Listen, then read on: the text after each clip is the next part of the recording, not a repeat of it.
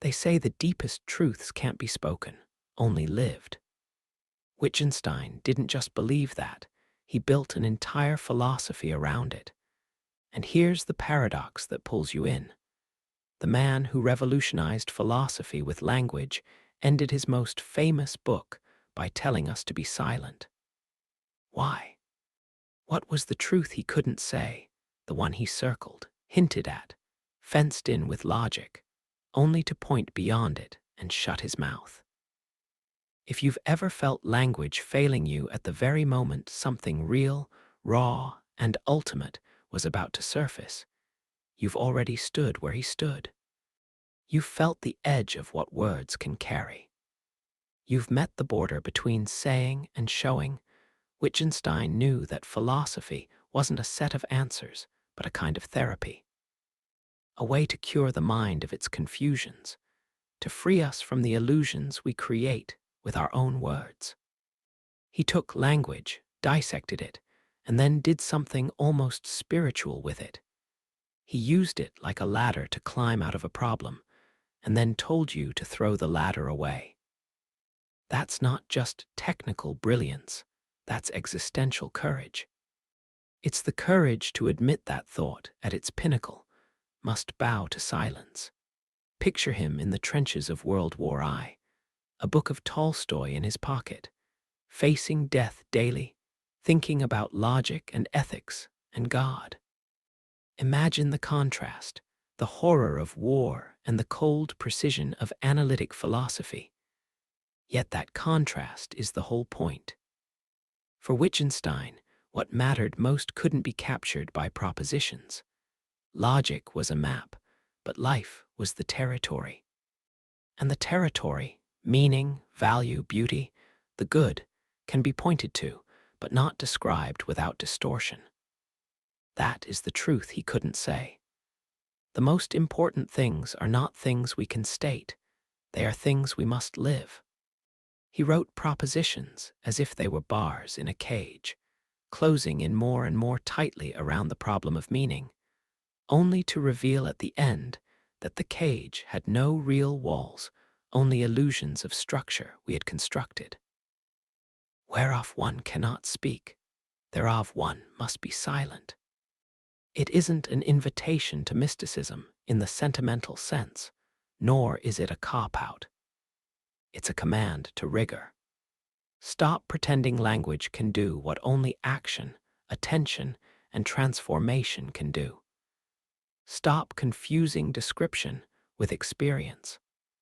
Think about how we talk about love, or God, or death, or the feeling of truly understanding another human being. We use metaphors, stories, gestures, and pauses. We reach and stretch and fail. The failure isn't a defect, it's a sign. It's the world telling you, you've come to the limit of what sentences can perform. You now have a choice. Either you keep piling words on top of words and call it philosophy, or you fall quiet and let the thing itself speak through how you live. Wittgenstein chose silence, but not the silence of withdrawal, the silence of honesty. The Tractatus looks like a mathematical machine, but it is secretly a spiritual act. It sets up every possible route for language to do what we ask of it, and then shows, proposition by proposition, why it can't. It shows you how far logic can go and then says, look at what remains. Ethics, aesthetics, the meaning of life, these are not problems to be solved, but mysteries to be inhabited. They do not stand in the world as facts. They give the world its form. And because they give it form, they cannot be added to it like another sentence on a page. They are shown in the way you see the page at all. Later in his life, Wittgenstein turns from crystalline structure to everyday words, from the architecture of logic to the messiness of life. Language games. Forms of life. Meaning as use. He abandons the fantasy that there is a perfect logical skeleton underneath our speech and moves into the marketplace of words, the ordinary, the lived. But that same humility, that same urge to expose illusion remains. In the early Wittgenstein, the unsayable is the mystical. In the later Wittgenstein, the unsayable is embedded in our practices, our shared forms of life, the tacit background without which words would float without anchor.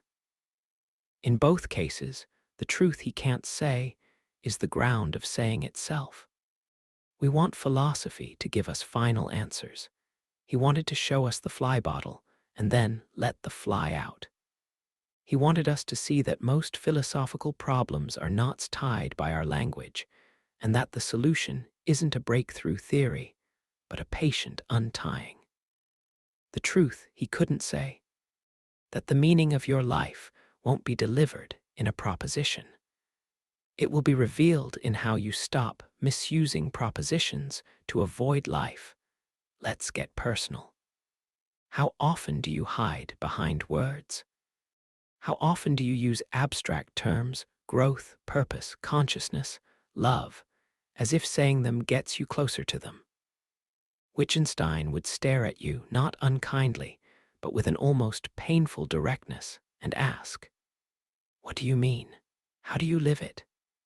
What is the practice, the form of life, that gives this word its meaning? If you can't show it, do you truly know it? And if you can't live it, why are you speaking?" Imagine someone asking, "What is the meaning of life?" He would likely answer, "Look at how you use the word meaning. Look at the grammar of your questions. You want a sentence that will rescue you. But what if the sentence you are seeking is not a sentence at all, but a shift in orientation, a transformation of how you attend to the world?" This is the philosophical equivalent of therapy. Not replacing one belief with another, but changing the way you inhabit belief as such. When Wittgenstein says ethics cannot be put into words, he isn't eliminating ethics. He is sanctifying it. He is saying, the ethical does not live in the same space as the factual. It's not a kind of superfact. It's the horizon within which facts gain significance. Just as a frame around a painting is not part of the image, but determines how you see it, ethics is the frame of the world. And frames aren't described, they're seen or missed. This is why he was so fierce about honesty, so intense about precision, so intolerant of philosophical laziness. Because for him, language was not a playground. It was the sharpest tool we had for dissolving confusion. But tools have limits. And reverence begins at the limit. The silence at the end of the Tractatus is reverence, not surrender. Ask yourself, what truths in your own life are you trying to force into words?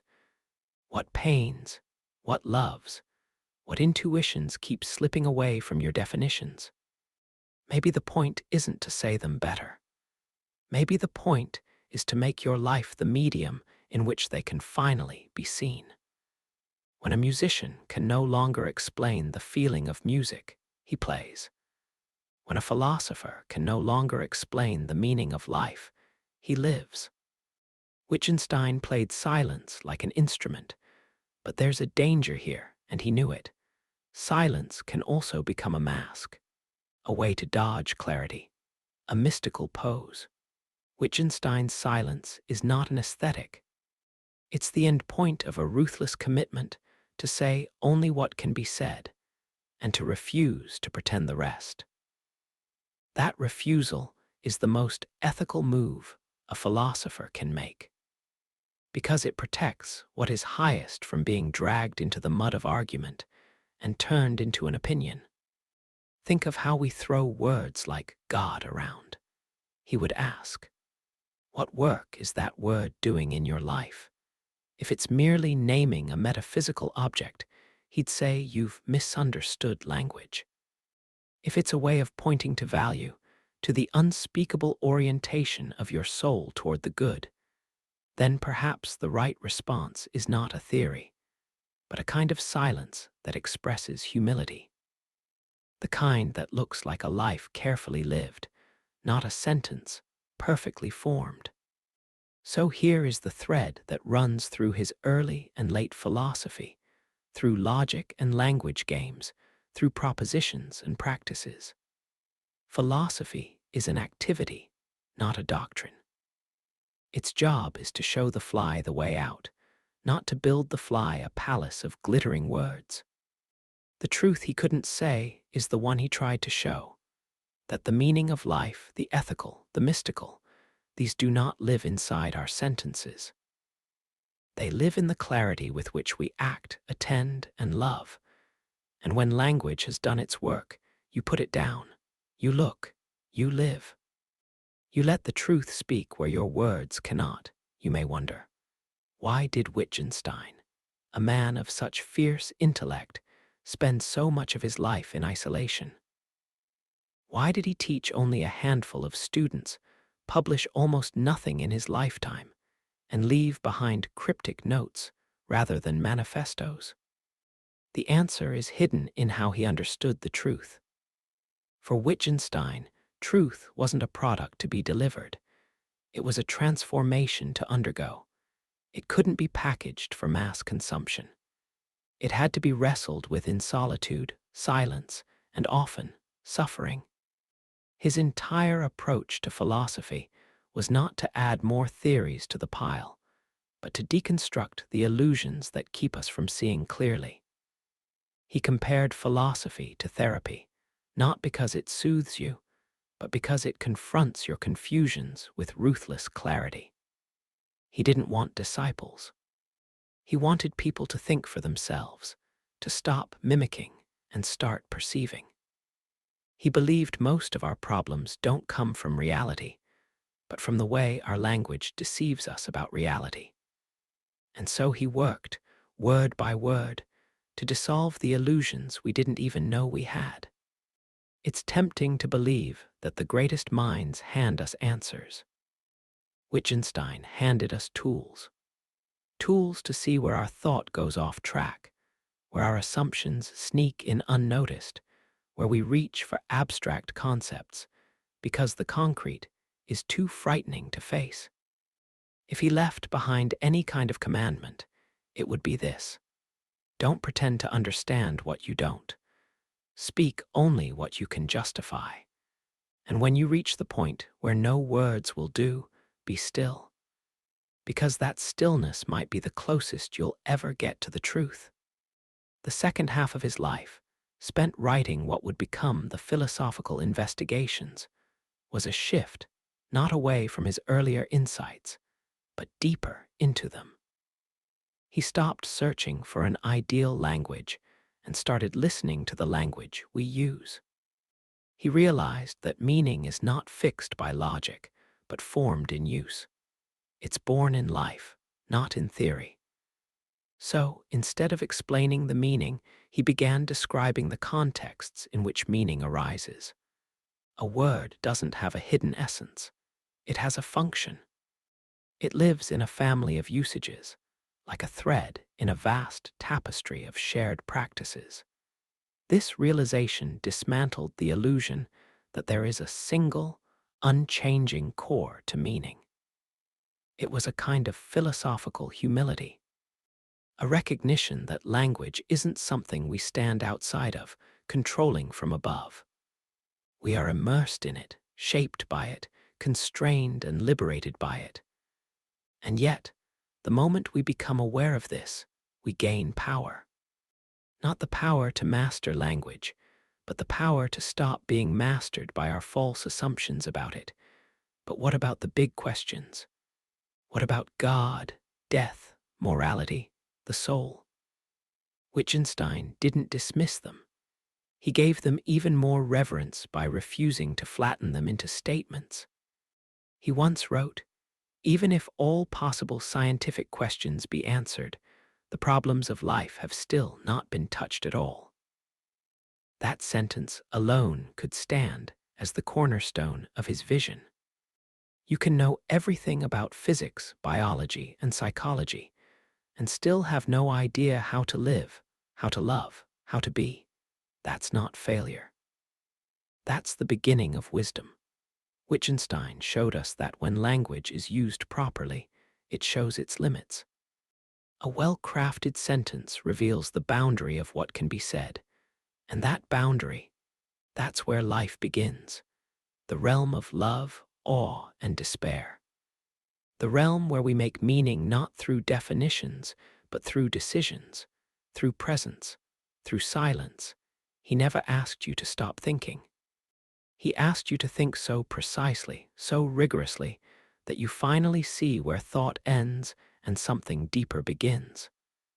Not emotion, not instinct, but something like perception without words, a way of seeing that isn't mediated by statements, an ethical clarity, not informational. He wanted us to experience the world directly, not through a haze of concepts, but through presence. The taste of an apple, the warmth of a hand, the stillness of dawn. These are not facts in the scientific sense, but they are truths, and we must not mistake one for the other. In this way, Wittgenstein is not just a philosopher. He is a mystic of precision, a saint of silence. A man who knew that language, like a map, is most helpful when he knows it is not the territory. And when it's done all it can, we fold it up, put it away, and walk forward, eyes open. What does this mean for us today? It means we must stop worshipping explanations. We must stop mistaking information for transformation. In an age of endless noise, he calls us to quiet. In a world of instant opinions, he calls us to examine the roots of our words. In a culture that prizes being right, he reminds us that clarity is more important than correctness. And when we reach the edge of what can be said, he does not say, "Give up." He says, "Pay attention." There is deep wisdom in restraint. There is power in knowing when to stop speaking. In a world obsessed with having the last word, Wittgenstein teaches us the value of having no word at all. So, where does that leave us? Perhaps with more questions than answers. But perhaps that's exactly where we need to be. Not chasing ultimate explanations, but noticing what lies beneath them. Not trying to pin down the meaning of life, but learning to live in a way that lets meaning emerge. He didn't give us a philosophy to adopt. He gave us a mirror. And what we see in it depends on how honestly we're willing to look. Now, I turn to you. What truths in your life can't be said, but only shown? What realities have you tried to force into language, only to find they evaporate the moment you try to describe them? What might happen if you let silence do some of the speaking? Drop your thoughts in the comments. Share your experience. Or simply leave a moment of silence. Sometimes that says more than 1,000 words. If this video made you pause, reflect, or see differently, consider giving it a like. And if you're drawn to the kind of philosophy that transforms, not just informs, subscribe to the channel for more. Remember, the deepest truths are not found in what we say, but in how we live when the words are gone.